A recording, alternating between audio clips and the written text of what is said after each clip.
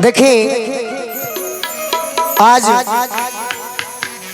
बाबा रामेश्वर करतनाथ जी के दरबार में हमनी के बानीजा तो पूर्वी के पहले एगो हम एह दरबार खातिर भजन सुना देतनी ओकरे बाद पूर्वी के तरफ हमनी के चलब जा। अब पूर्वी के बाद भी दो चार गो गीत हम अपना अधिकारी महोदय साहब से चाहब कि समय बढ़ाई चाहे मत बढ़ाई, लेकिन जौने गीत होखे तनी मनी बस सुन ली सब। अरे अरे पाठक बाबा बड़ी सुंदर ये है बगलिया है ना खालिए बुझा गोटे धो दे। चलिए धन्यवाद बाबा, और आशीर्वाद ही काफी बा। देखिए गीत बा एगो दीवाना। चलो एक गीत जब हम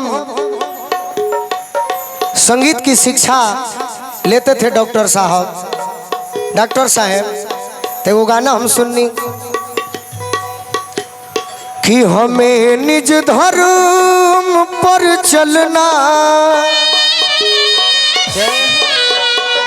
सिखाती रोज रामायण, कहीं कविता के कुंजों में बना मंदिर है हिंदू का,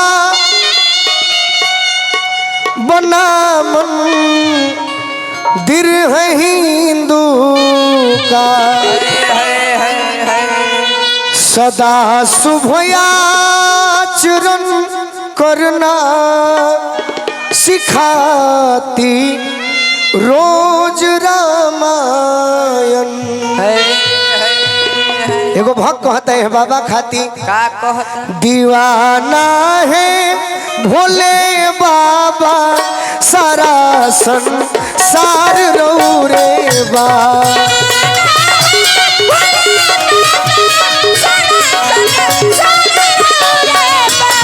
दीवाना है भोले बाबा सारा संसार रो रे बा,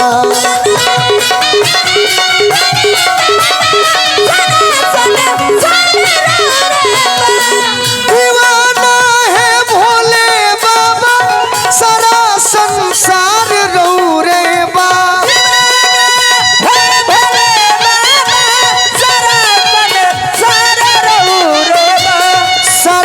संसार रो रे बा, जगत में आज ये मलिकार, जगत में आज ये मलिकार सुनी सरकार रो रे बा,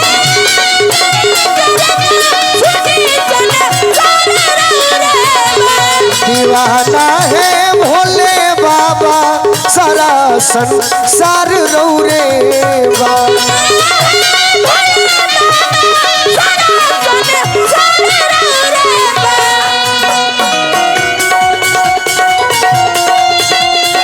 जय हो जय हो।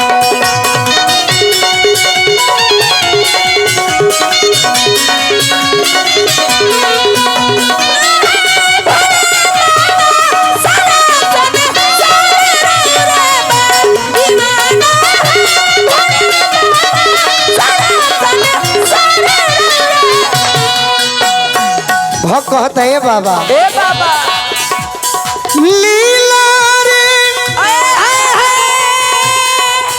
शान बारौरा विराजेली संगे गौरा,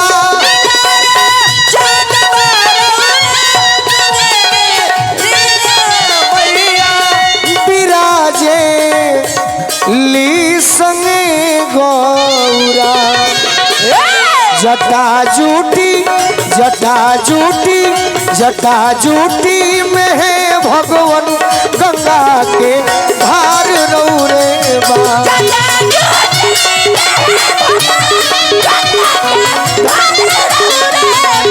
दीवाना है भोले बाबा सारा संसार रौरे बा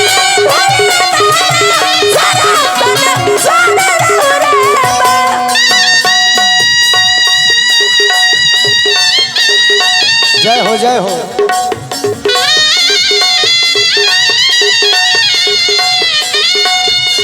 क्या बात है बुचुल काका।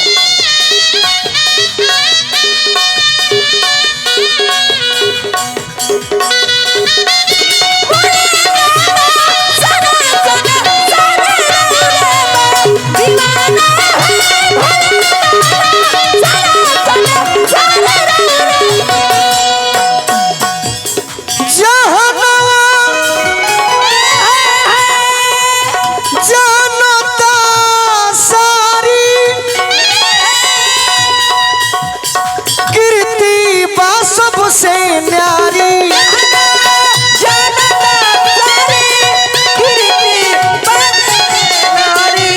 जहनवा जनता सारी कीर्ति बा सबसे न्यारी जय हो। कीर्ति बा सबसे न्यारी गला में सांप गला में सांप के सौसे देखी तो हार रौरे बा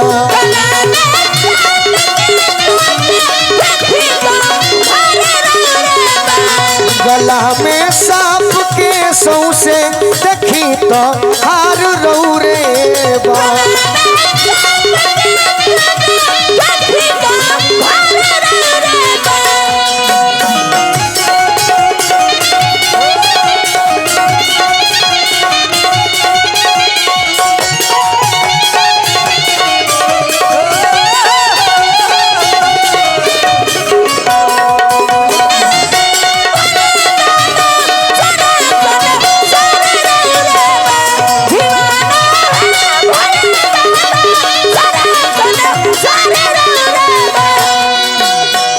कहता कि बाबा रौरा तो घर में पक्ष विपक्ष समकक्ष बैठ के एक ही कक्ष में अपना लक्ष्य के प्राप्ति करता रहे और परिवार को ऐसन बा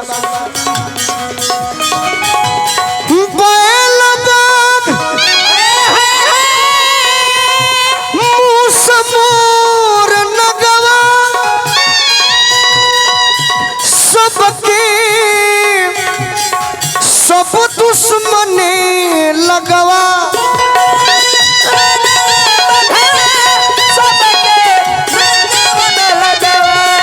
कि सबके सब दुश्मने लगवा तब सनुमति सौसे तब सनुमति सौसे सुघर परिवार रौरे बा